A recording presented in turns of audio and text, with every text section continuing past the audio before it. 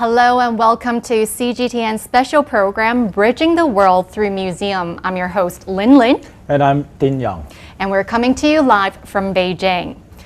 Every year on May 18th, museums around the world mark the International Museum Day. The theme this year is Museums Uniting a Divided World, highlighting the potentials of museums to create conditions in which differences can be understood and approached with respect. In our program today, we teamed up with some of the world's most iconic cultural institutions to take you on an exclusive journey through different museums around the world. As we travel from one continent to another and across thousands of years of human history, we would love to hear from you. What do museums mean to you? Do you still believe in the power of museums to speak to you, for you, and about you?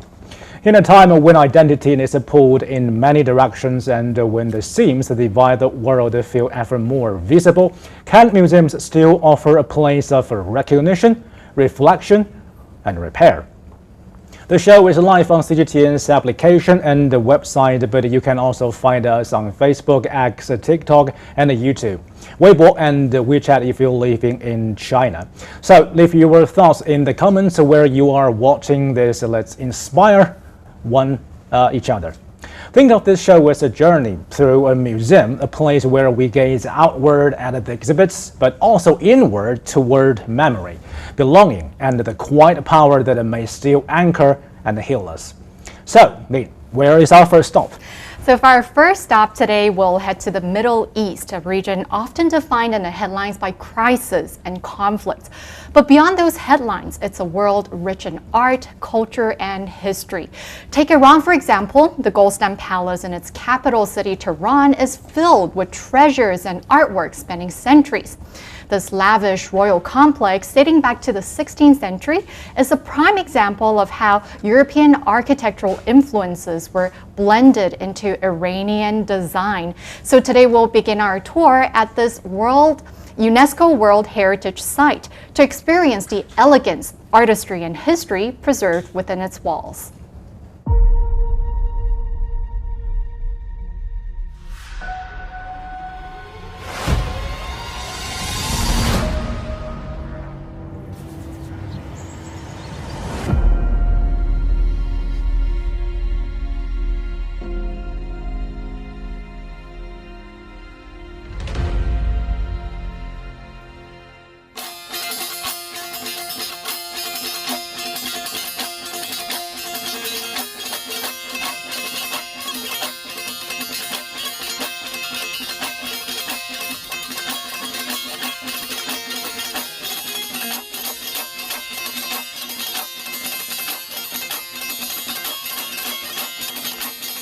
مجموعه میراث جهانی کاخ گلستان قدمتی بالغ بر 4500 سال شاملش میشه.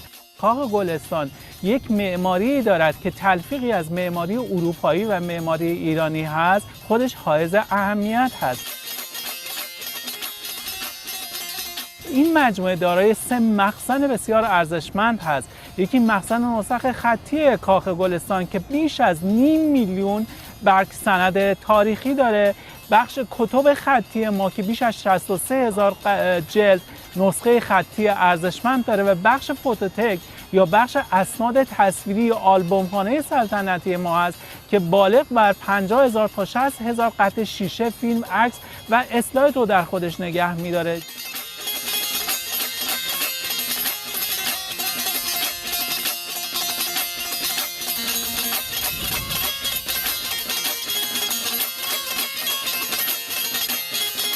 من هر سری میام اینجا واقعا تحت تاثیر این هنر معماری و در این حال آجرهایی که از بالا بهشون نور میتابه و یک درخشش خیلی خاصی دارن بسیار بسیار حیرت میکنم و میرسونه که در زمان قدیم هنرمندان ایرانی تونستن چه اثرات به این زیبایی رو بیافرینن، مخصوصا در تالار آینه.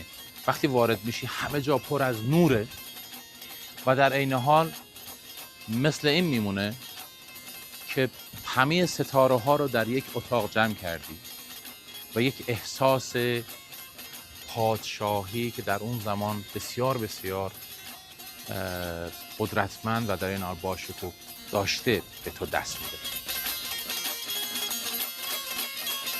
یکی از اساسی ترین مشکلات و اساسی ترین چالش های بشری گسستگی و از هم دور شدن انسان هاست. موزه ها فضای مناسب و بهترین فضا برای پیوند دادن انسان ها و حتی نسل ها هست.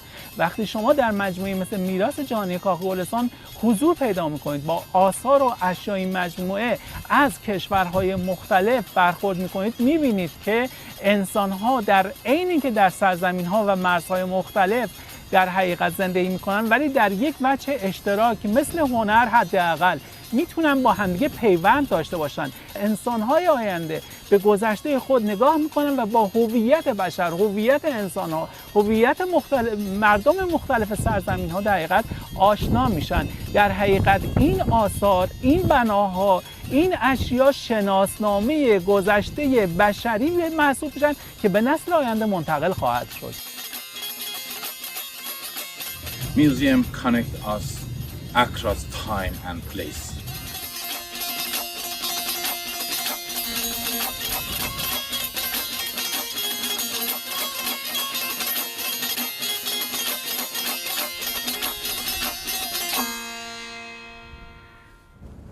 So that's the Golestan Palace in Iran that we just visited. Dean, what's your takeaway from that video? Well, I guess first is there's no way to escape the fact that actually Iran has been in global headlines a lot. You know, sometimes it reminds you that when you visit a museum, especially the big one like the National Museums or the galleries, you were daunted by how many or how large exhibitions there can be.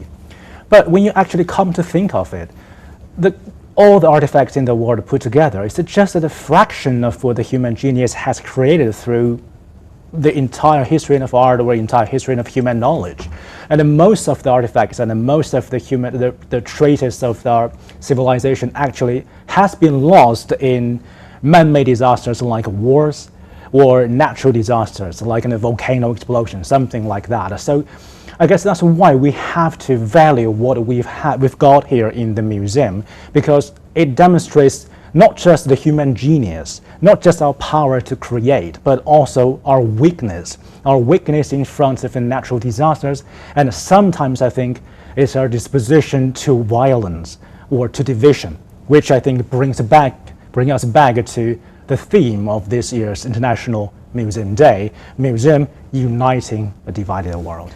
Right, I think that point you mentioned about how it reflects our power to create, but also our fragility, our violence will really come through in one of the museums that we'll be visiting later in our program, the Old Summer Palace in Beijing, Yuanmingyuan Park.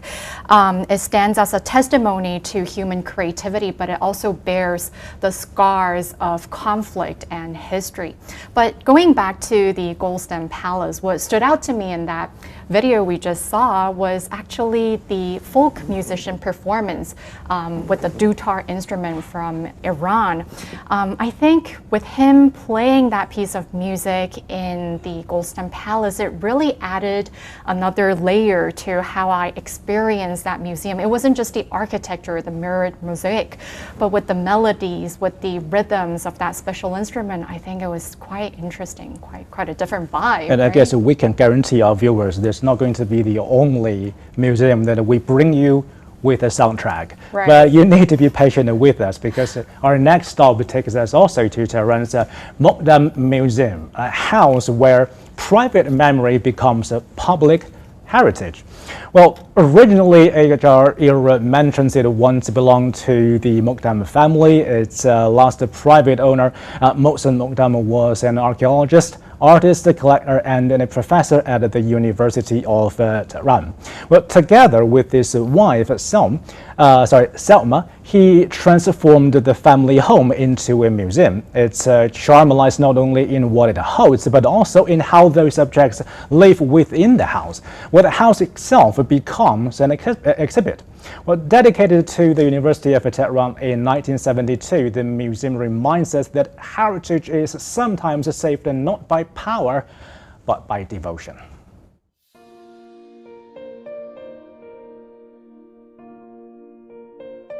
قدیمی ترین آثار این موزه به دوران پیش از تاریخ برمیگرده و تا دوره پهلوی این مجموعه آثار در این مجموعه جمع‌آوری شده. یکی از غنی‌ترین خانه موزه های ایران هست که برخی از مجموعه های اون مثل مجموعه های پارچه‌اش بسیار نفیس هست و برخی از اون پارچه ها رو که از دوره ساسانی تا دوره قاجار بود رو ما در نمایشگاه سرزمین مهر در چین به نمایش گذاشتیم.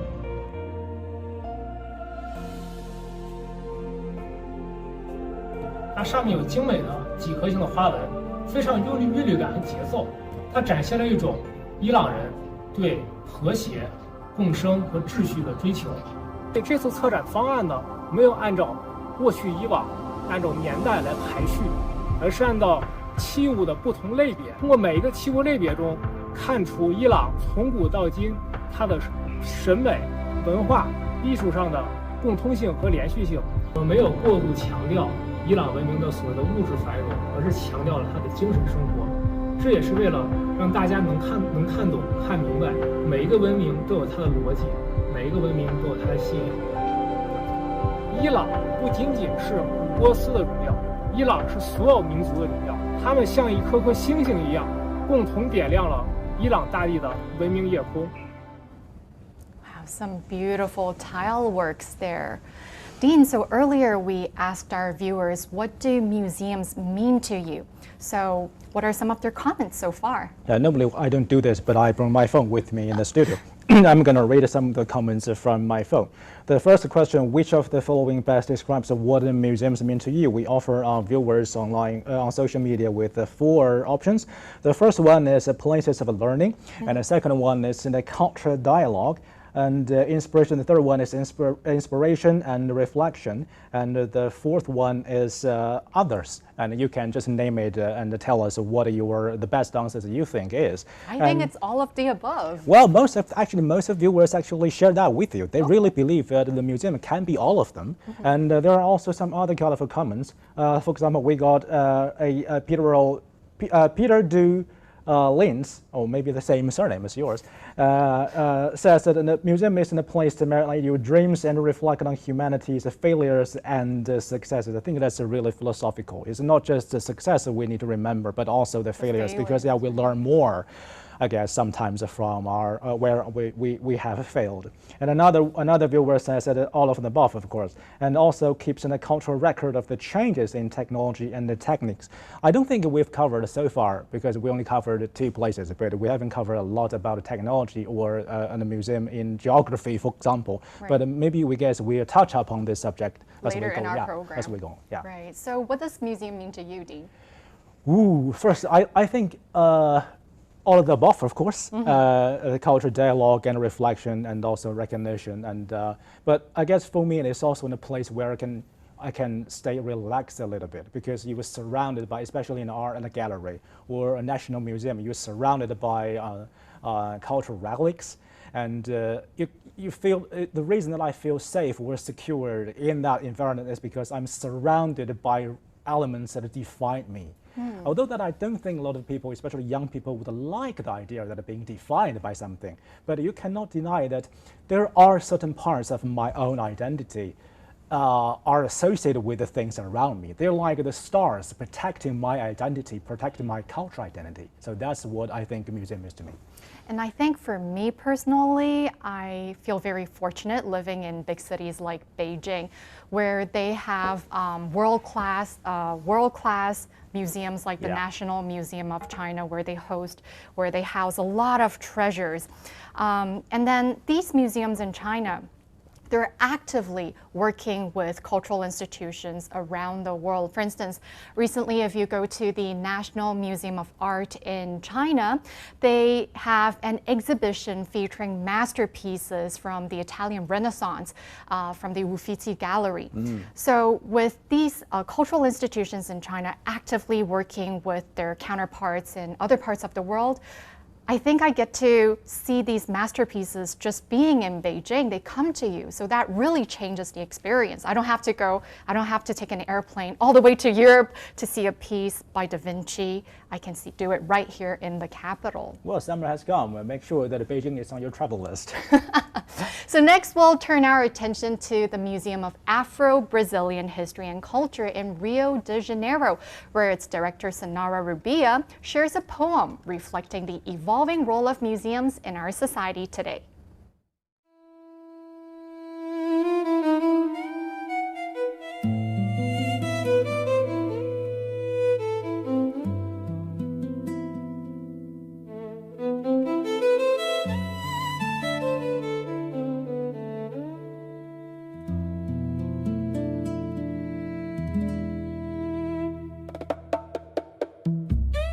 Memória não é saque. Há lugares que dizem guardar o tempo, mas nem todo o tempo foi entregue. Muito foi arrancado. O museu, por muito tempo, foi vitrine do mundo, mas nem sempre contou como esse mundo chegou até ali. Objetos atravessaram oceanos sem consentimento. Culturas foram expostas sem voz. Histórias foram moldadas pelas mãos de quem conquistou, não pelas mãos de quem viveu. Mas o tempo muda. E a memória também aprende a assim surgir. Hoje, o museu é chamado a deixar de ser cofre para se tornar consciência. Não basta preservar, é preciso reconhecer. Não basta exibir, é preciso escutar. Não basta contar, é preciso devolver a dignidade à narrativa. Cada peça carrega um território. Cada território carrega um povo. E cada povo carrega o direito de contar a si mesmo. Da África à América Latina, das diásporas aos novos centros do mundo, ergue-se uma nova cartografia cultural, não baseada na conquista, mas baseada na troca, não baseada na guerra, mas baseada na convivência.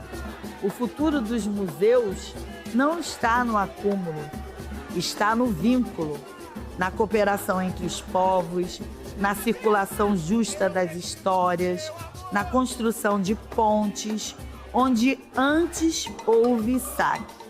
Porque civilização não é aquilo que se impõe. Civilização é aquilo que se compartilha.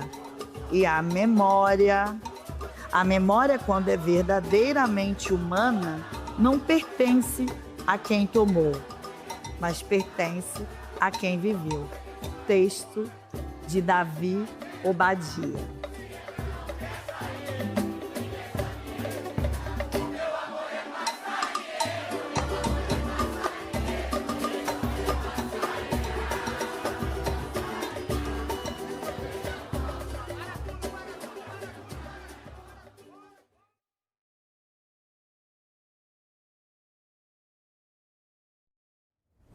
Wow, so Dean, what did you think of our tour at this Brazilian Afro History and Culture Museum? Actually, the first thing that caught my eye it's not what inside the museum, but outside. At the beginning of it, there's a slow motion. The slow motion of a boy playing with football. And actually, throughout the whole video, there are several bits where there's a tag has been applied to the footage. It's a slow motion. And the reason I like to pick it up is because it plays with the time, actually.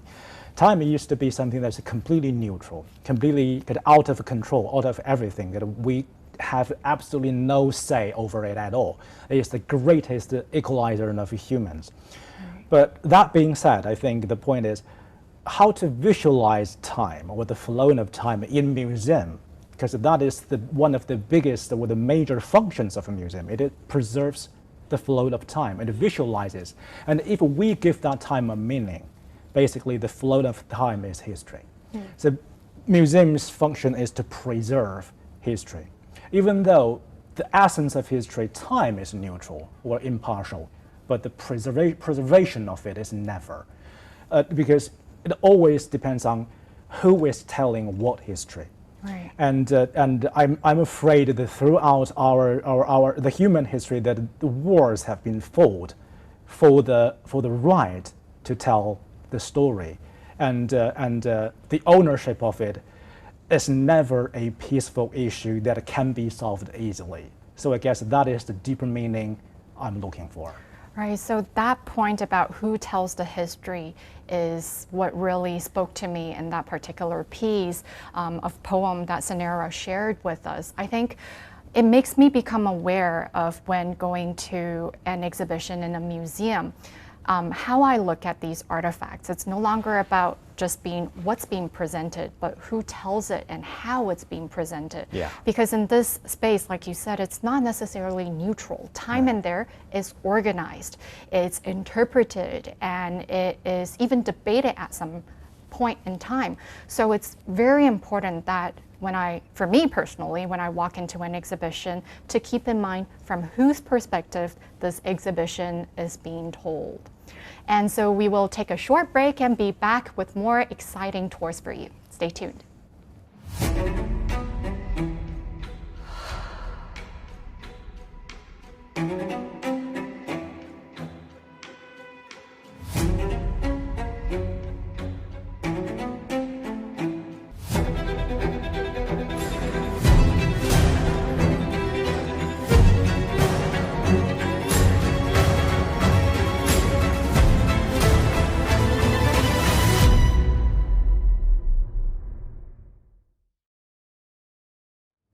Welcome back to CGTN's special program, International Museum Day. I'm Ding Yang in the studio with my colleague Lin Lin, live in Beijing.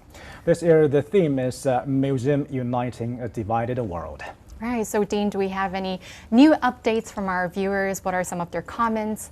You know, sometimes I feel like even I can bring my phone everywhere. I'm basically bringing a mini edition of a museum with me. For a legitimate reason, for work purposes and connecting with our viewers. So from this museum of our viewers' comments, the second question that we have asked our social media followers before the show actually, but you can still make your comments, leave your comments in the comment section of the social media network you're watching this on, and we will be reading those out as we go on. So the second question in the list is, have you ever visited a museum that used the technology in a memorable way? Share your experience in the comments. Actually, I will start reading from in a different orders of the options. The second option we gave is yes, somewhat engaging about the technology. And the third one is not yet. And the fourth is I love to experience, which means probably the people who have chosen this one haven't visited a tech-savvy museum yet. But the reason I've skipped the top option is because it's the most chosen one. Which is? This option is yes, very immersive, which means that nowadays museum is no longer just a place that you stand there and gaze into something. No, it's completely wired with modern technologies. And another viewer says that the California Academy of Sciences built on so each level of the is specific to the various levels of ecosystem. So what is your experience with tech in the museum? I think it definitely adds to my museum going experience because it makes it more interactive. For instance, like if you just see a relic over there, there's a QR code, you can scan into it. Sometimes there are music. QR code, yeah. Right, QR code, you scan into it. They're like, for instance, like a vase you see and you scan the code and there's music playing in the background. So it really brings you to a different time and space, perhaps music of guzheng or music of the dutar. So you see the vase differently. It brings you to a different setting. I think that adds to my experience. What about you? I've got this. I no longer have it, but I got this kind of a stupid idea. So we thought the first time I visited, I was very small. I went to a museum. I won't mention which, but I went to the museum. You know that the little radio thing that you can carry with you, and there's a headphone, the audible instructor, something like that, and there are kind of pre-recorded instructions of the artifacts that are in front of you, kind of narrated into your ears. I mean, for the first time time I was kind of wired with that thing, I thought it was live broadcasted, like the show. I don't know if Sanxingdui, the place, the Sanxingdui, the museum has that kind of thing, but that kind of the most, maybe I say, the moronic memories about myself going to the museum, thinking that there are people reading things to me live whenever I press on the button or something. Right, so you mentioned Sanxingdui. This is the museum that perhaps we'll be visiting next? Well, actually, yeah, oops, gave that away. But yes, our next stop is closer to home. The Sanxingdui Museum in China's Sichuan province.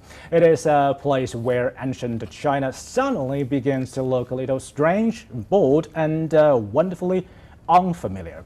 Built near the Sanxingdui archaeological site, the museum preserves the world of the ancient Shu civilization, which flourished more than 3,000 years ago.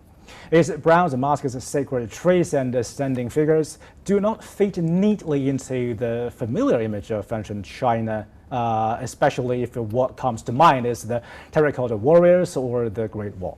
They open another door into a historical narrative that is wider, stranger, and more plural than we imagined.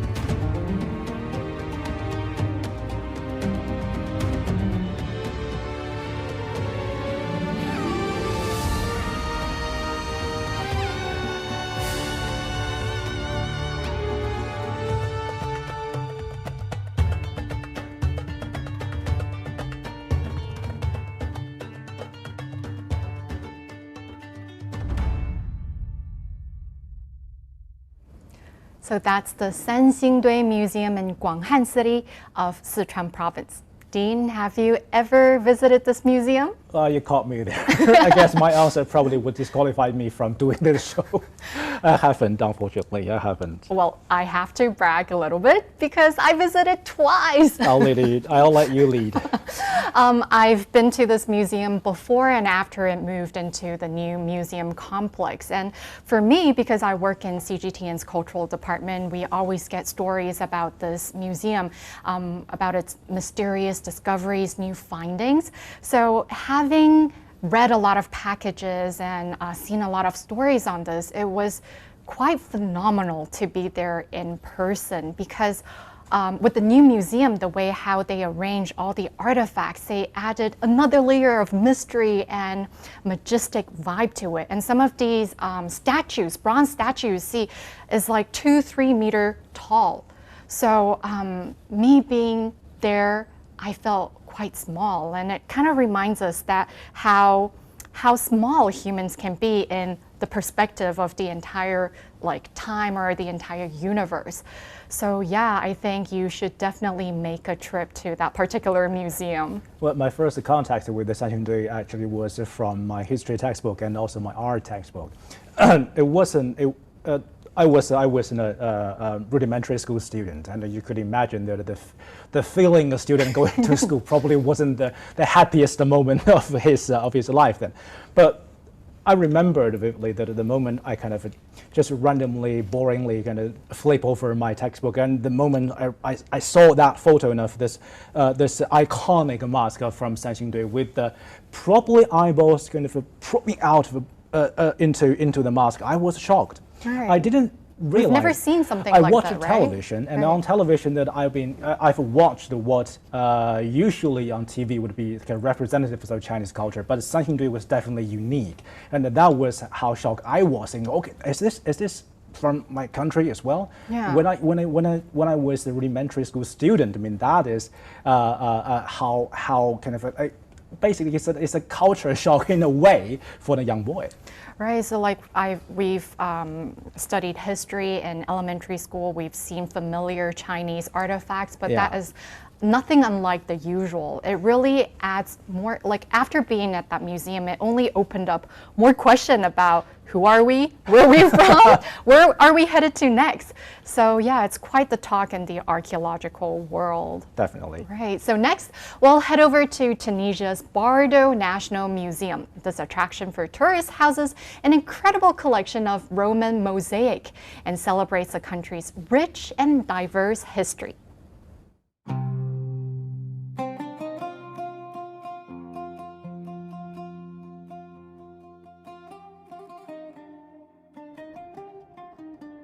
يتكشف الضوء من فوهة طريق داخلي يربط فضاء الخدمات ومداخل دور السكن بمتحف باردو. هناك ينفتح الزائر على كتاب من الحجر، من قرطاج إلى روما، ومن الفسيفساء إلى النقوش، مرورا بالعهدين الإسلامي والحديث، في أرض عرفت كيف تحتضن الحضارات وكيف تعايشت فيها الأديان كأخوة في بيت واحد.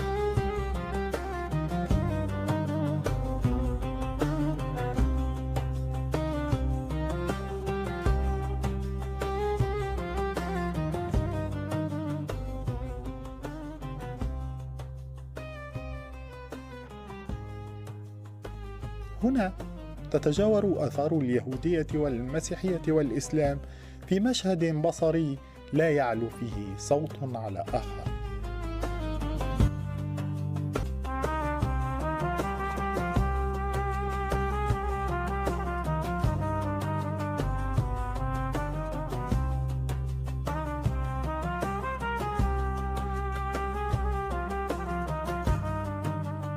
في قلب هذا المسار تتوقف الطفلة أريس في جناح الفسيفساء، تقف كما يقف العطش أمام النبع، لا تكتفي بالنظر بل تصغي إلى صمت الصور، تكتب على جدار ذاكرتها: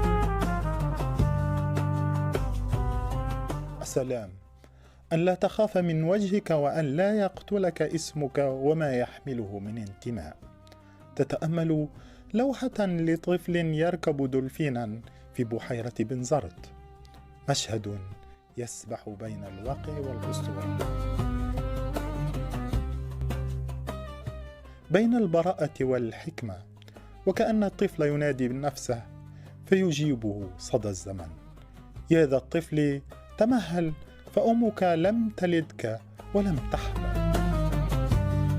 في هذا المتحف تمتد الذاكرة من قرطاج إلى الحاضر، والفسيفساء ليست أثرا يعرض بل نبض يسمع، سؤال مفتوح عن الإنسان والهوية، وكيف يمكن للتاريخ أن يسع الجميع. هكذا تبقى الصورة مفتوحة على التاريخ، والطفلة أريس تواصل سؤالها لتجد ضالتها في إجابة زائرة.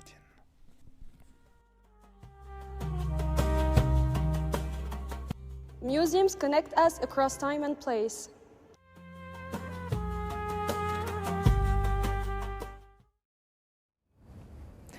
That's the Bardo Museum in Tunis, Tunisia. Dean, what's your takeaway from that tour? I'm quite a fan of ancient history, especially the history about ancient Greeks and ancient Rome, and of course Carthage. It was located in Tunisia, modern-day Tunisia. And I know that nowadays we talk about civilization a lot, and the three I just mentioned, they are all marketed as the greatest ancient civilizations. And but quite contrary to what we have seen in the museum, in the great, beautiful exhibition hall, where different civilizations, with the traces of them, kind of exist in harmony. But the encounter of their civilization probably not as always peaceful as we've been led to believe by the exhibitions in the museum. Like Carthage fought with the Romans, ancient Romans, and the Romans fought with the ancient Greeks. And so I guess that is one of the lessons we need to learn from the museum. We need to preserve the peace because like we've mentioned a couple of museums ago, that sometimes, if not checked, we as human beings, as human species, really could be disposed to violence, and thus tell us the importance of preserving peace. So we cannot take that grand exhibition hall, that bright space, for granted. Right. Correct me if I'm wrong. Is there a saying that goes like humans are prone to destruction? Well, I think that maybe 1,000 years, that is absolutely true, as we have read from history textbooks, but we grow. Right. Civilization grow. We grow to be brighter, we grow to be smarter, we grow mature enough to realize, okay, the old way isn't the right way. It's not the right way. And so we need to reflect all the time. Yeah, exactly. Right? That is a museum embodies the grown up. We're grown up now. Let's not make a schoolboy error anymore, like thinking that there will be some genuinely, there are people raiding out into you through a radio when you're touring in the museum. Right. So personally for me, after watching that Bardo museum piece, it brought me back to a moment that I experienced last year when covering a story at the National Museum of China. So I was there to cover an exhibition that explored the pursuit of ancient Greece in their beauty. So the Hellenic National Museum from Athens, they brought over many vases and pottery and pots. So after an hour of filming there, I was done with my work and I had to go back to the parking lot to get my car. But one part of the museum that I had to walk through was where the National Museum of China presented their vase from ancient China. So it was a very unplanned moment. I didn't expect that I will walk through this part of the museum, but then it's in that particular moment where these two ancient civilizations had something. It was like a very comparative moment where I saw beauty from both civilizations in that one afternoon. Right, so where are we headed to next, Dean? Well, we've experienced the ancient. Now let's move slightly towards the modern. Our next stop takes us to Buenos Aires, to Central Affair, a contemporary art space where the museum gives way to something more fluid, a gathering of galleries, artists, and audiences under one roof. Central Affair brings together galleries from different parts of Argentina in a shared space. It is collaborative, self-managed, and alive with rotating exhibitions, performances, talks, music, and encounters. Well, unlike traditional museum, it does not ask us to walk through history in a fixed order. It invites us into the present tense of art, restless, experimental, and still being made. Here, culture is not only preserved, it is negotiated, exchanged, and renewed. Afuera, la ciudad se mueve rápido.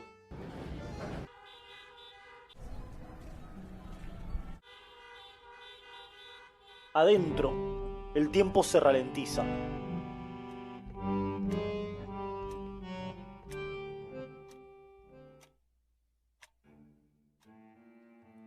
"16 espacios, 16 maneras de ver".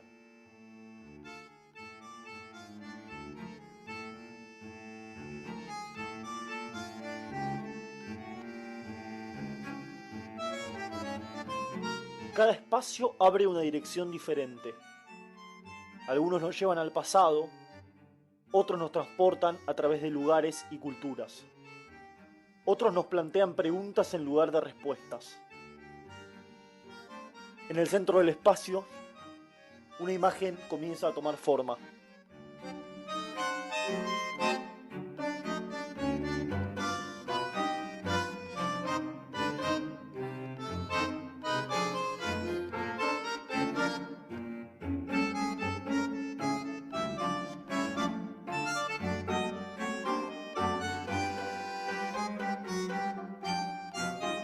Durante mucho tiempo, el arte se entendió como algo único, un gesto irrepetible.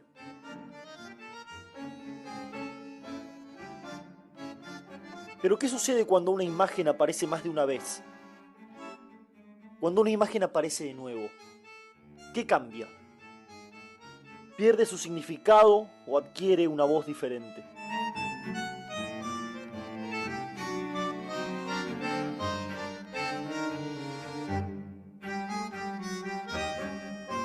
El proceso continúa, la imagen regresa, no por casualidad, sino por elección.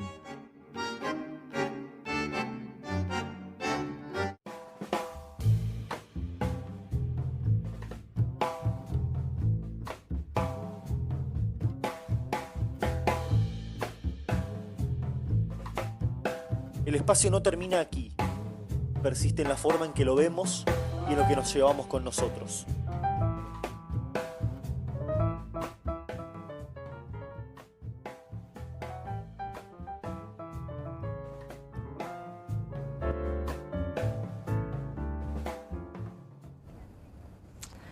Dean, you know what? As the older I get, the definition I have for museum have changed. Because my younger self, I thought museum was the space and venue where artifacts or relics or vintage goods are stored. Or a school trip. Or a school trip, field trip, right.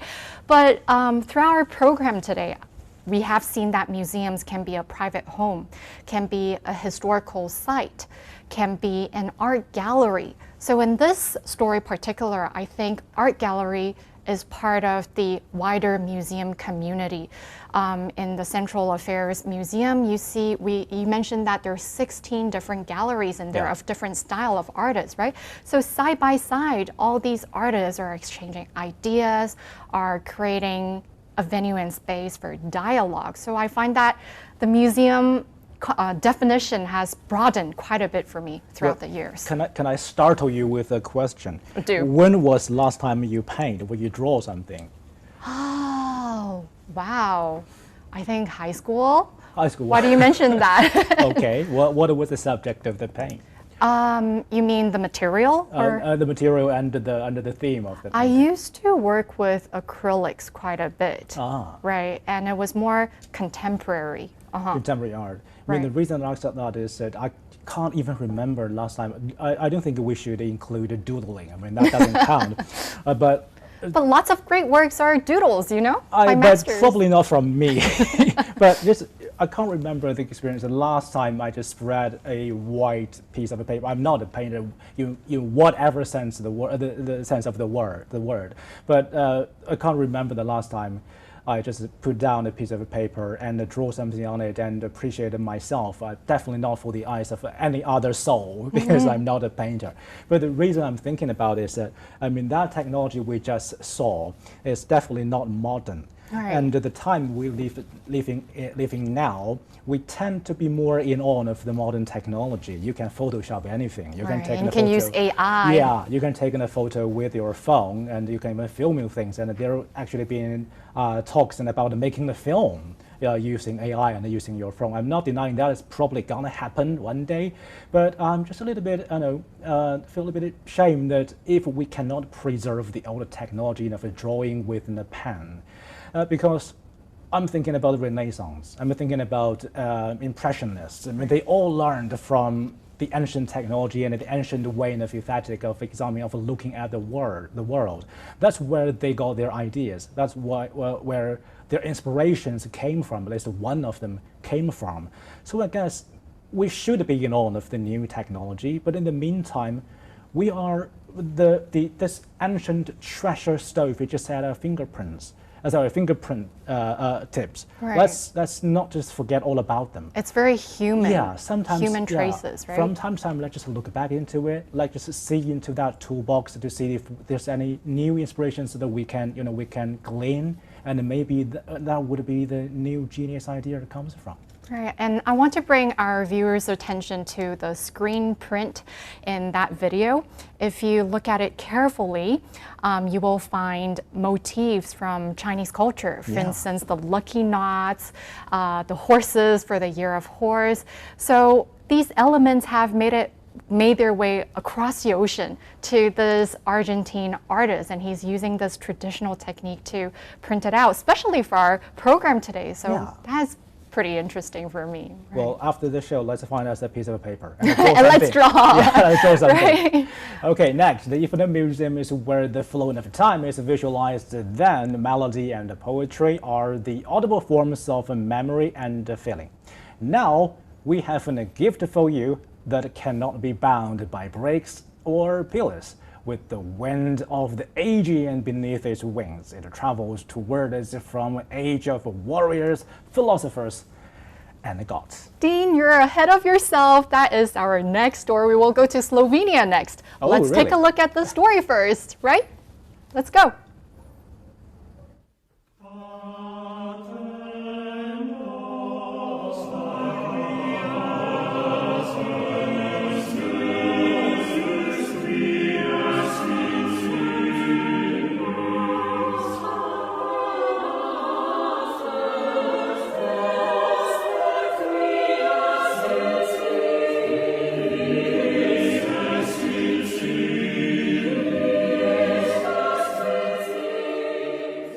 Ivana Kobilca je še danes med najbolj priljubljenimi slovenskimi umetniki oziroma umetnicami.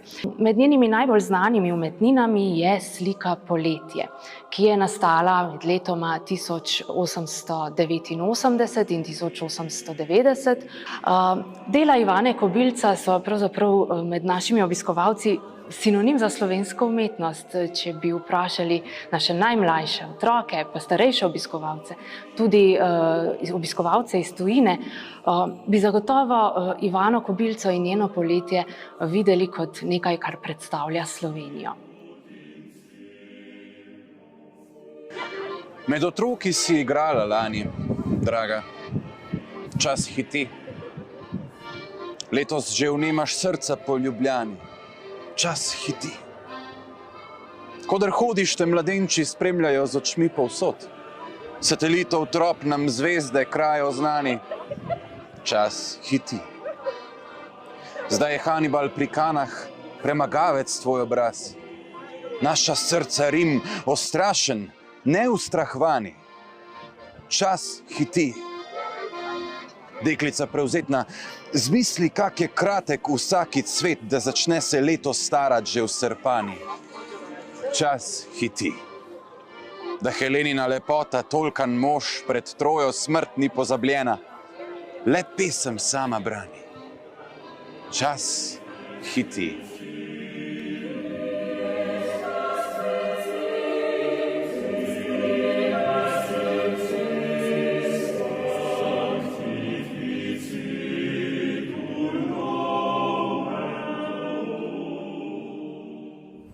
So that's a very important museum that we've just visited from Slovenia.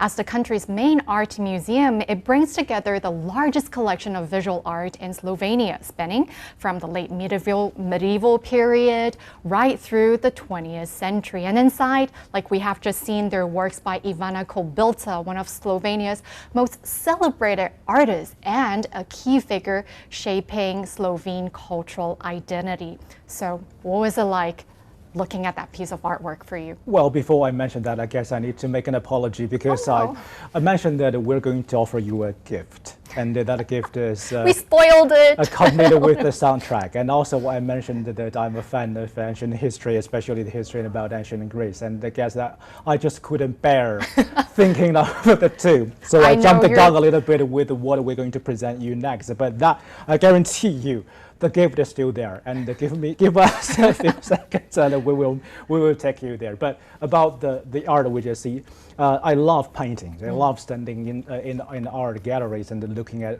just gaze into the picture, and not necessarily just walk in the space and glance all the paintings on the wall, but sometimes just one of them. I stare at it, and instead of a kind of a painting of on the surface, and gradually it becomes a 3D space, because it's not just the forms of the art, the curves of the lines and the colors, and gradually those elements are combined with the historical anecdotes and the context of the creation.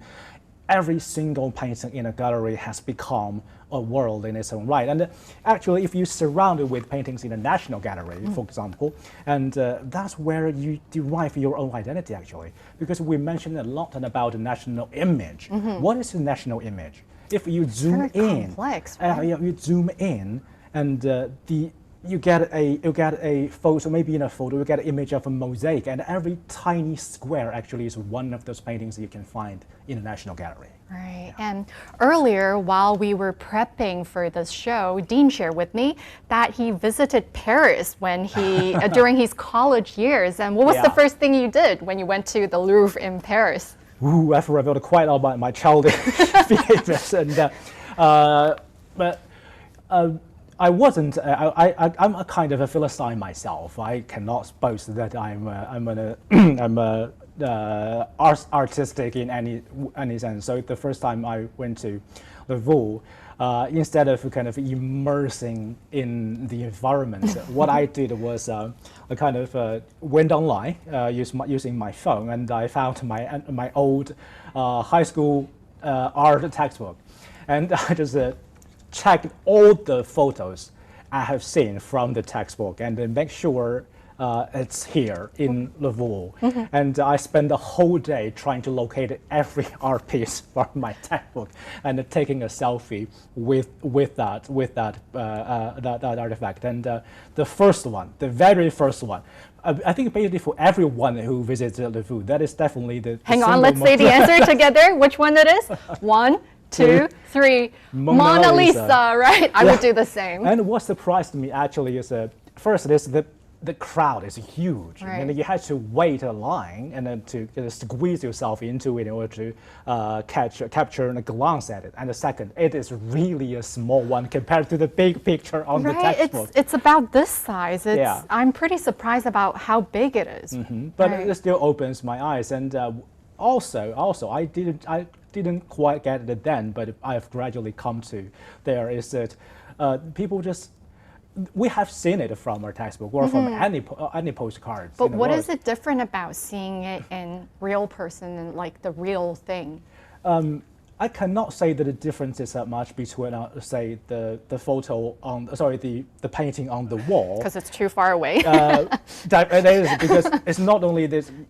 Between you and the painting, there's a huge crowd, and the second, the painting isn't really not big. But second, I think the second thing is the feeling is real. It's no longer something that you see from a book or from a magazine. It's the real thing. Right. It was almost 10 years ago. I think back then things like social media or artificial intelligence hasn't been that big yet. But now, I think living in this artificial, we are surrounded by AIGC, that feeling of reality really matters with music. Right, so it sort of compresses time and space. And the space together, yeah. Right? And Dean, your favorite place in Europe? Take us there. Okay, so I'll just say it briefly. Our gift comes to us with the wind of Aegean Sea, and also it comes with a beautiful soundtrack. So, stay tuned.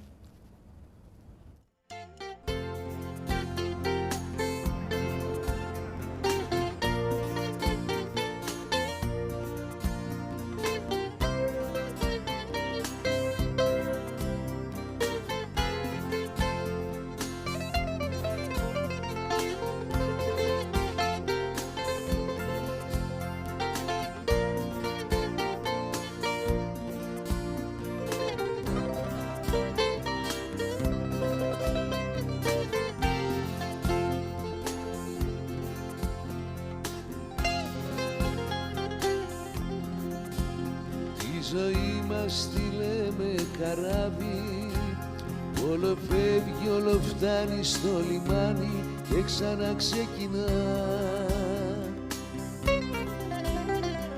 Πάνω στο κατάστρωμα εμείς ξένους ανθρώπους συναντάμε, ονόματα αλλάζουμε και λίγο φως από πατρίδα κρατάμε. Κι ύστερα φεύγουμε σαν κύμα απαλά, χωρίς να πούμε ούτε ένα γεια, μόνο ένα βλέμμα μένει εκεί, με το Αιγαίο μέσα του βαθύ.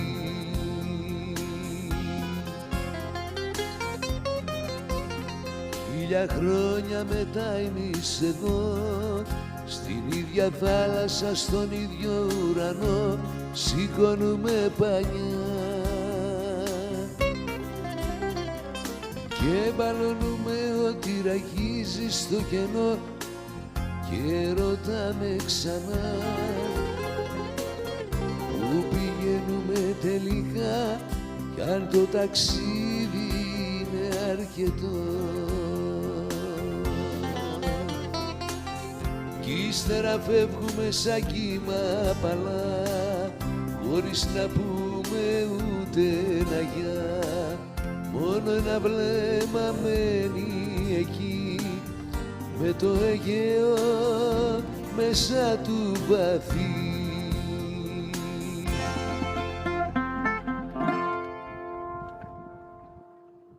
Τα μουσεία μας ενώνουν πέρα από το χρόνο και τον τόπο. Dean, I can see why you were so excited to take us there. It's such a beautiful place. So out of all these museums we've visited in this segment, which one resonated with you most? Well, I want to say every one of them, but that answer probably doesn't do it. Yeah, I guess. Putting you on the I spot. Put you on the spot, yeah.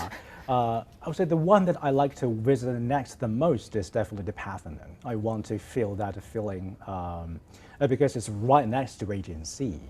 I mean, the sea is the place where we believe that a civilization comes from. It's the cradle. Sorry, the cradle of civilization. Mm-hmm. So I guess because I've definitely been carried away by the thought of ancient Greece and also in a song. So I made a tiny mistake in giving away what the gift was. Yeah, but see it as a trailer, as a promo, because we have more exciting stories coming up to you next, and we'll take you right to where the Parthenon and the Acropolis Museum is. Stay tuned.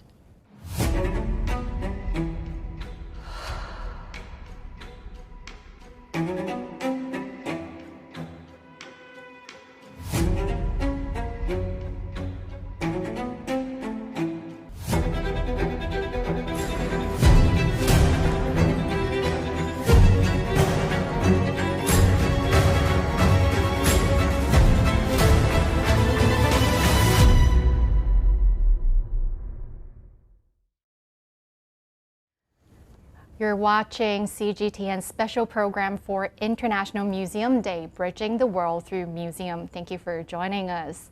Dean, so I know we have more questions for our viewers regarding this topic, museums, uniting a divided world. So what are some of their comments and what other questions do you have for them? Well, the third question on our sheet is, do you believe, can museum help unite people from different cultures and backgrounds? Also, three options, and the first one is definitely. And the second one is sometimes, and the third one, a bit bleak, is not really. And we have 4% of people who have chosen onshore. And, but I'm glad to say that the people who still believe that the museum can definitely help unite people from different cultures are over half of those who have cast their votes. And I guess that optimism is what we really need coming into the next chapter of this show, right? Right, so in our previous segment, we ended with a performance by Greek musicians. And if you recall, the Parthenon stood prominently in the backdrop. And this ancient Greek temple, which has stood for more than 2,500 years, remain at the center of ongoing discussions surrounding the return and restitution of cultural artifacts. So in our next story, follow our colleague from CGTN Europe as he takes a closer look at one of the longest-running cultural property debates between Greece and the United Kingdom. The museum in Athens and the British Museum are complementary, and they have a statement on the controversy. They say the Parthenon sculptures in London are an important representation of ancient Athenian civilization in the context of world history. So the argument now is not just about how the marbles were acquired and who they belong to, but where is the best place for them. A question that can still divide right outside the British Museum. Should be in Greece. They should be in Greece? If you needed an opinion, they should go back. We've just been having that discussion. You're a Londoner, how can you say that? Because in Greece they know about restoration and conservation, and it should go back. It belongs to Greece. And it's not safe for the British Museum, maybe, is that what you're saying? It's safe, but... I disagree. Well, we do. Oh, there's a disagreement between you. Yeah. How lovely. And you think they should stay here? I do, yes. I think that repatriation, I mean, where do you stop? What, you mean they'd have to open the doors and everything would have to be we could empty returned? the whole museum, couldn't we, on the basis of if you start repatriation of everything that's... Maybe that's morally right, though. If it wasn't ours, then maybe it should go back. Maybe. That's what I would say. Throughout history, things have been taken, nations have been conquered, civilizations have started and fallen.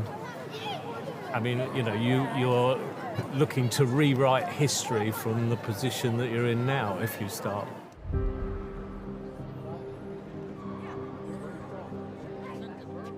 We are on the third floor of the new Acropolis Museum, which was inaugurated in 2009.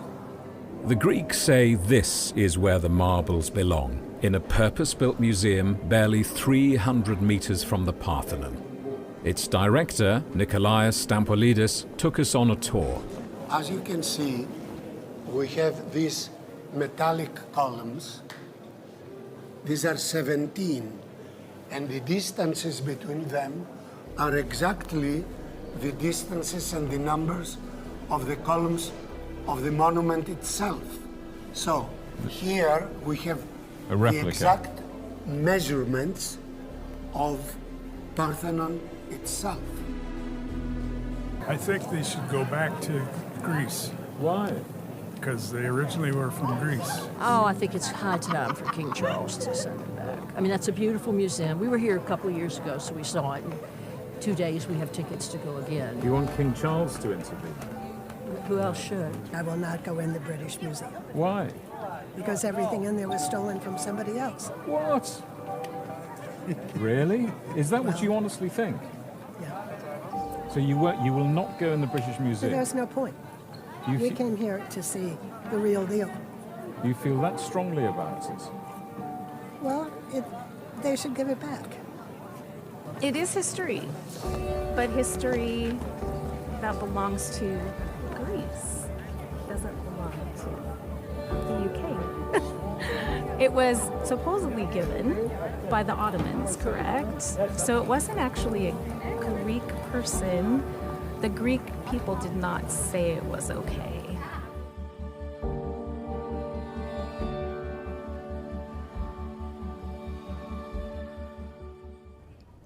As we can see from this video, it's quite a complex and divided issue, Dean.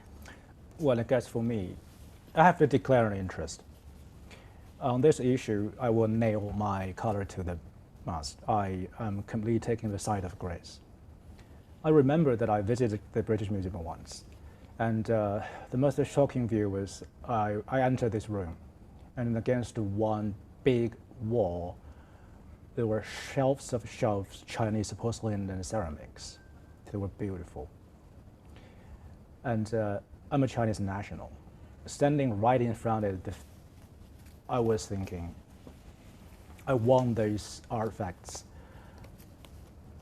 returned to Beijing, where I can take my children to see it on a Sunday afternoon, instead of flying half of the Earth, the planet Earth, to watch them in a foreign country. Don't mistake me. I'm also a believer that Chinese culture is also a indivisible part of the global civilization. But for me, history is history. If you made a mistake in the past, you need to confront that, honestly. And that's how I feel about this issue.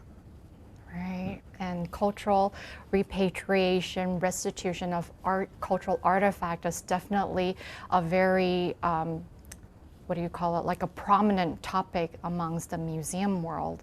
And so that is very relevant for the next place that you'll be taking us to. Yeah, as a museum lover, that's, I think, that one of the most strong things that I feel about treasures, about those cultural relics. So our journey takes us to Beijing. I'm from Beijing, and I'm afraid the next chapter is a little bit darker, even. We were going to Yuanmingyuan. Yuanmingyuan is the old summer palace, where the height of human creation and the depth of human brutality were both laid bare. Once in a vast imperial garden of lakes, halls, bridges, pavilions, and countless works of art, it was known as the Garden of the Gardens. But in 1860, Anglo-French forces looted and burned it, leaving behind ruins that still stand as a wound in stone. Yuanmingyuan reminds us that museums are not only places of preservation, they are also bound to histories of war, plunder, absence, and return. Sometimes what a museum holds is powerful, but sometimes what has been taken away speaks even louder.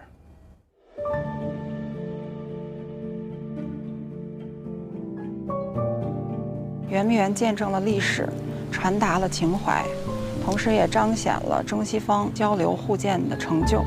当然，它也凝聚了民族复兴的决心。当今的圆明园主要以遗址展示为主，整体仍保留了原址构造和历史风貌。石柱是继马首之后第2件回归原属地的流失海外的重要文物。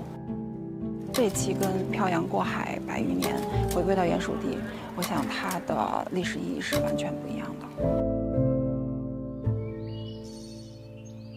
圆明园博物馆它的功能，之于圆明园遗址公园来说，更像是一扇门。我们更希望年轻的观众朋友们通过踏进圆明园博物馆的这扇门，看到这些满目疮痍，或者说是心潮澎湃的这些展品之后，能够带着更包容的心走进圆明园遗址公园，再去一探究竟。圆明园博物馆呢，我们从来不会把它定义为一个单独的博物馆，它更像是圆明园整个遗址区上大博物馆的一个开端。博物馆是存实启智的平台，通过物理阐释，它打破了时空的界限，实现了跨越差异的连接、对话和理解。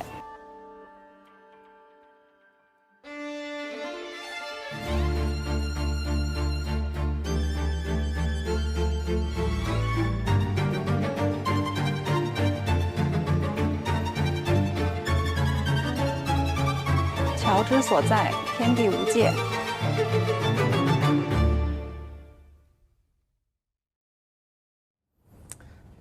Dean, you know what? Finishing watching that video, I have to share with you that I've been in Beijing for about 12 years. I've been to the Forbidden City for many times, taking my family and friends there, but I've yet to make a trip to the old summer palace, Yuanmingyuan, because I don't think I'm ready to go into a place where there are broken marbles or scattered ruins. I can just imagine by looking at the remains how glory it must have been in its glorious days.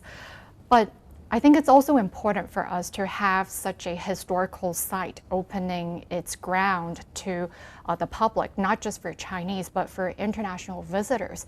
Because this Yuanmingyuan Park, although it's located in Beijing, it's built by the ancient Chinese, but it's a world heritage. This is the marvel of mankind, what our imagination is able to create, but at the same time, we're also able to destroy it. So it's like a very vivid reminder that going into these places and looking at the remains and reminding us that how important peace, how important mutual understanding, how important cultural dialogue is in our day, in our society today. I understand that personally we all have memories that we really want to turn our head around or turn our head back to. And as a country, as a state, we also have national memory that sometimes is painful to watch. But I think it will be even more painful to forget. Certainly we don't want to dwell in what has passed, but not dwell doesn't mean we should forget. Because the reference and the respect to history is the only way or the only beginning, starting point where we can go into future with our heads held high, with our back straightened up. We can say that we've grown up, we've learned from the mistakes. And to forget all about that, I think it's just simply wrong.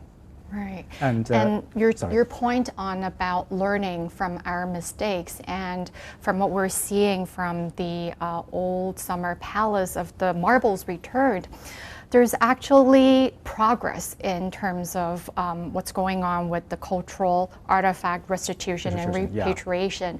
A very positive note that we're seeing from France at the beginning of this year, they passed a new bill, a legislation, expediting the process of cultural relics taken from their colonial past to make it easier to return to the country of its belonging. So I think many people, many commentators are saying this is the beginning of a new chapter. So we're seeing progress. Yeah, let's hope that is a great beginning, and maybe it will lead into kind of more country to follow the suits. Right, and Belgium in 2022, right? They also have like a bill or legislation saying that forbidding their federal museums or national museums to exhibit artifacts that were looted or taken during the colonial past.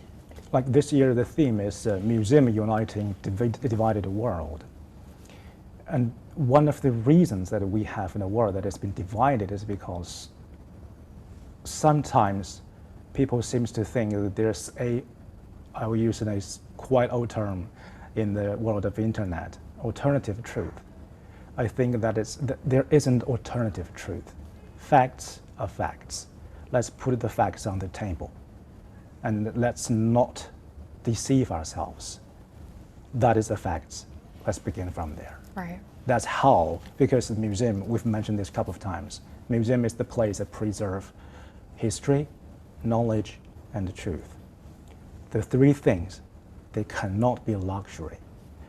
They must be accessed by all in its more pure form. As we're coming to the end of our show today, I want to ask you a lighter question, Dean. Okay. Where do you want to visit next in terms of museum? I think I'll go back to National Museum once. Because I like that feeling of being surrounded by my cultural relics, because part of me are defined by these relics, but defined by the artifacts that this country, the people, the genius people of this country have produced over thousands of times. And that's where I feel I can definitely feel this feeling of belonging to.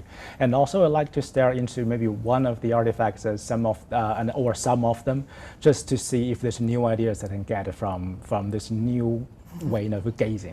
For your next painting? Well, maybe I'll bring probably not a canvas, but definitely a sheet of paper to see if my drawing skills have been improved in maybe 20 years' time. So what is yours? We've talked a lot about art galleries, archaeological sites. I'm going to give this one to a science museum. Okay. The Phillips and Patricia Frost Museum in Miami. I went there last year and it's just phenomenal. They have aquariums, they have a garden, there is a special section dedicated to, they actually have like a dome-shaped theater.